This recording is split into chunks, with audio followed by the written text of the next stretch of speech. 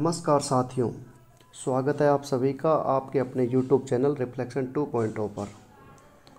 मैं हूं मनीष और आप सभी हैं मेरे साथ आज भारतीय संविधान के भाग 2 नागरिकता पर चर्चा करने के लिए। तो दोस्तों, साथियों, धनतेरस की हार्दिक बधाइयाँ आपको और आपके परिवार को। और वीडियो शुरू करने से पहले आप लाइक कर दीजिए, शेयर कर दीजिए और सब्सक्राइब कर दीजिए। शुरू करते हैं नागरिकता भाग 2। भाग 1 पर हम ऑलरेडी चर्चा कर चुके हैं। अब हम चर्चा करेंगे भाग 2 पर। भाग 2 क्या है? नागरिकता। क्या है? नागरिकता। भाग 1 क्या था? संघ एवं राज्य क्षेत्र। भाग 2 क्या है? नागरिकता। भाग में 1 में जो आर्टिकल थे, अनुच्छेद थे 1 से 4 तक थे। भाग 1 में कितने थे? आर्टिकल था 1 से 4 तक। और भाग 1 का नाम क्या था? संघ एवं राज्य क्षेत्र। अब हम भाग 2 की बात करें। भाग 2 का मतलब है नागरिकता और आर्टिकल 5 से 11 तक। कहाँ से कहाँ तक? 5 से 11 तक।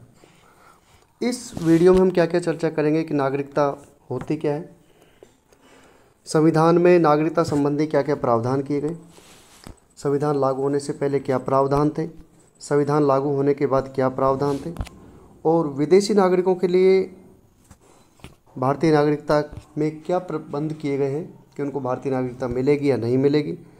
नागरिकता अधिनियम 1955 पर चर्चा करेंगे, NRI पे चर्चा करेंगे, PIO पे चर्चा करेंगे और OCI पे चर्चा करेंगे।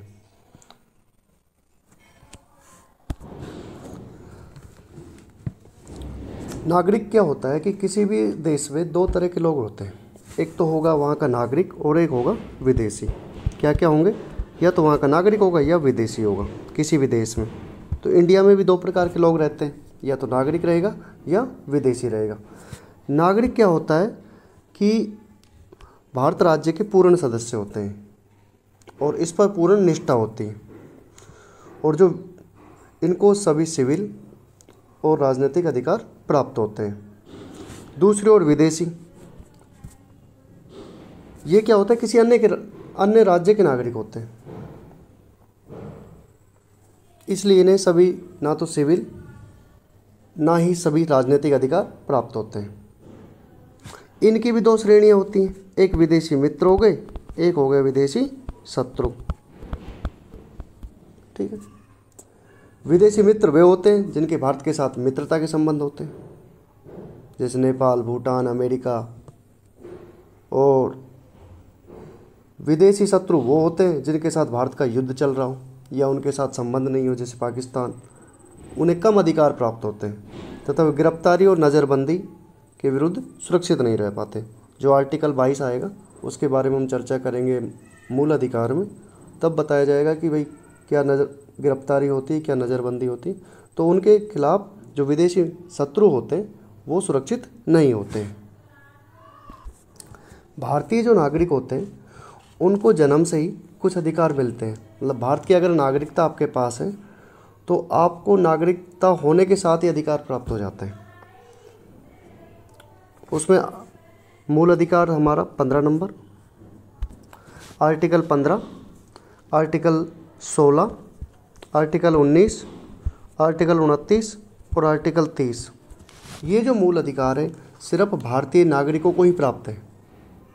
कौन कौन से? आर्टिकल 15, 16, 19, 29 और 30।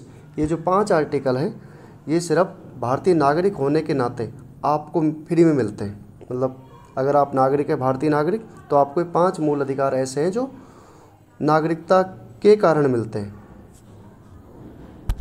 ये 5 अधिकार क्या हैं? इनकी चर्चा हम मौलिक अधिकार जब हम पढ़ा रहेंगे उस समय करेंगे। इसके अलावा आपको चुनाव में भाग लेने का अधिकार, मतदान करने का अधिकार मिलता है। साथ ही आपको चुनाव लड़ने का अधिकार मिलता है और सार्वजनिक पद जैसे राष्ट्रपति हो गया, उपराष्ट्रपति हुआ, सुप्रीम कोर्ट, हाई कोर्ट के जज हो गए, राज्यों के राज्यपाल, गवर्नर्स हो गए, कैग हो गया, महाधिवक्ता हुआ, अटॉर्नी जनरल हो गया। तो ये सब जो पद होंगे उनके लिए भारतीय नागरिक होना बहुत ज़रूरी है। तो नागरिकता भाग 2 में आर्टिकल 5 से 11 तक नागरिकता का उपबंध किया गया संविधान के अंदर। अब ये उस समय क्या हुआ कि 1950 में जब संविधान लागू हुआ तो देश का इंफ्रास्ट्रक्चर इतना मजबूत नहीं था, तो उन्होंने उस समय जो भी उपबंध किए वो अस्थायी रूप से उपबंध थे, मतलब स्थायी रूप से कुछ नहीं थे। उन्होंने कहा था कि भाई इसके बाद में धीरे धीरे हम इस पर अधिनियम बनाएंगे, नागरिकता अधिनियम। और 1955 में नागरिकता अधिनियम आया और उसके बाद स्थायी प्रबंध किए गए, उपबंध किए गए, और अभी भी धीरे धीरे इसमें संशोधन किए गए हैं। अभी 2019 में हाल ही में NRC जो आया, CAA करके आया, तो वो भी इसी का संशोधन है। तो अब हम चलते हैं अनुच्छेद 5 पर। अनुच्छेद 5 क्या कहता है कि प्रत्येक व्यक्ति जो संविधान के समय भारत में था, भारत के जो भूभाग था उसमें रहता था, वह भारत का नागरिक होगा अगर वो 3 शर्तों को पूरी करता है। 3 शर्तों में से किसी एक को, 3 में से कोई एक, या तो भारत के राज्य क्षेत्र में जन्मा हो, मतलब भारत के भूभाग में जन्मा हो, या उसके कोई माता पिता में से कोई एक जन्मा हो, में से कोई एक हो, और या संविधान लागू होने से पहले कम से कम 5 वर्षों से वो तक भारत में रह रहा हो। मतलब आर्टिकल 5 ये कहता है, अनुच्छेद 5 ये कहता है कि आपको, अगर आप भारत में रह रहे हैं संविधान से पहले, तो आपको नागरिकता मिल जाएगी। दूसरी बात, अगर आपके माता या पिता में से कोई एक भारत के राज्य क्षेत्र में जन्मा हो तो उसके आधार पर आपको नागरिकता मिल जाएगी। और अगर आप संविधान लागू होने से 5 वर्ष पहले से भारत में रह रहे हैं तो आपको नागरिकता मिल जाएगी। तो मतलब आप यहाँ पे पैदा होने के आधार पर आपको नागरिकता मिलेगी, यहाँ पे निवासी डोमिसाइल के आधार पर आपको नागरिकता मिलेगी। अब बात करते हैं अनुच्छेद 6 की। अनुच्छेद 6 क्या कहता है कि कोई व्यक्ति पाकिस्तान से भारत आया संविधान लागू होने से पहले, तो उसको भारत की नागरिकता दे दी जाएगी, लेकिन उसमें एक है, 2 शर्तों का आपको पालन करना पड़ेगा। 19 जुलाई 1948, ये डेट याद कीजिए, 19 जुलाई 1948, जब संविधान बना 1950 में बना, आज़ाद हुआ 1947 में। तो उस समय तो इंफ्रास्ट्रक्चर था नहीं, तो 1947 से कुछ लोग, भारत के लोग पाकिस्तान गए, पाकिस्तान के लोग भारत गए।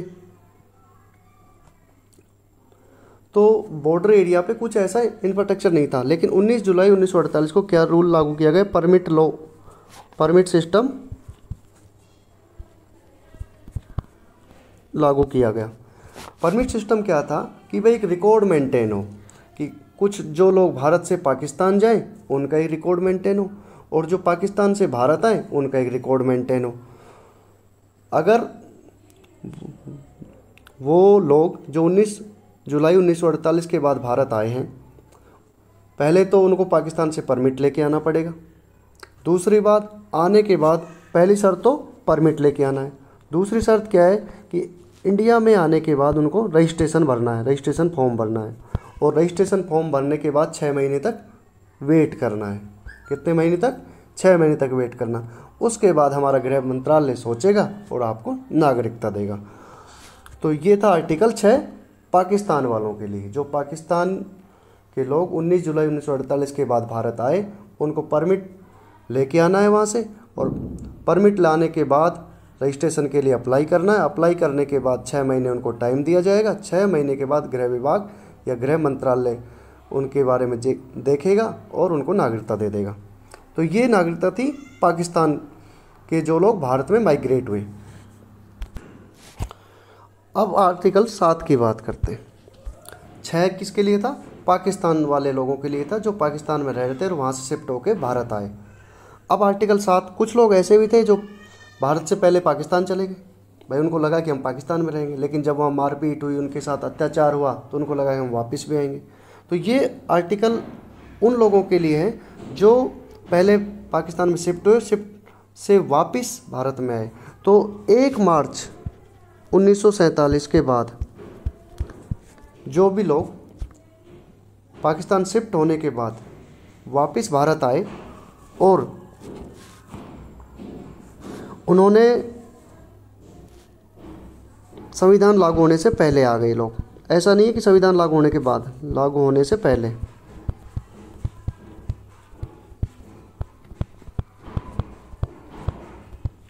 एक मार्च 1947 के बाद आए और संविधान लागू होने से पहले भारत में आ गए, तो उन लोगों को नागरिकता दे दी जाएगी। शर्त वही है कि अनुच्छेद 6 की तरह 6 महीने के लिए तो वेट करना पड़ेगा, रजिस्ट्रेशन फॉर्म भरना पड़ेगा। तो आर्टिकल 7 उन लोगों के लिए जो भारत से पाकिस्तान गए और पाकिस्तान से वापस लौटे, तो उनके लिए आर्टिकल 7। आर्टिकल 6 जो डायरेक्ट पाकिस्तान से भारत आए, उनके लिए आर्टिकल 6। और आर्टिकल 5 उन लोगों के लिए जो भारत में निवास कर रहे थे, या उनके माता पिता में से कोई एक जन्मा हो, या 5 वर्ष से वो भारत की भूभाग के अंदर रह रहे हो। अब बात करते हैं आर्टिकल 8 की। आर्टिकल 8 क्या है कि विदेश अगर कोई भारत का नागरिक एनआरआई के पक्ष में है कि एनआरआई होते क्या है कि अगर हम किसी दूसरे देश में जाएं तो 6 महीने तक हम वहाँ पे एज ए टूरिस्ट के रूप में जा सकते हैं। 6 महीने से ज़्यादा कोई अगर व्यक्ति किसी दूसरे देश में जा रहा है, वहाँ पे रह रहा है, तो as a NRI, non resident Indian काउंट होता है। ये उसके पक्ष में लिखा है कि तो उनकी नागरिकता समाप्त नहीं होगी। उन व्यक्तियों की नागरिकता को बंद करता है जो संविधान को लागू होने के समय भारत के निवासी नहीं थे, परंतु भारतीय मूल के थे। पहली बात तो।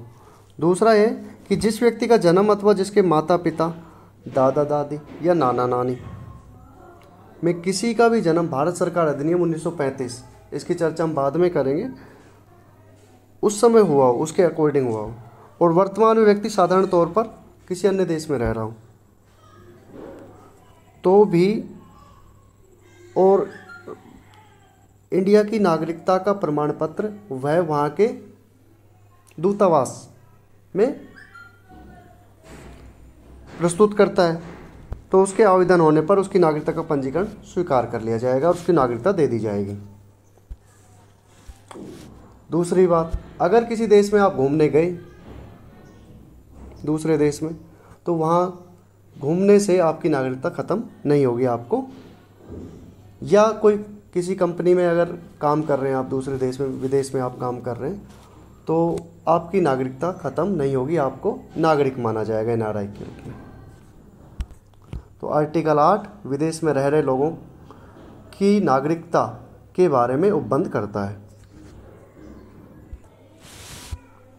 अब बात करते हैं कि आर्टिकल 9 कि नागरिकता की समाप्ति कैसे की जा सकती है आपकी।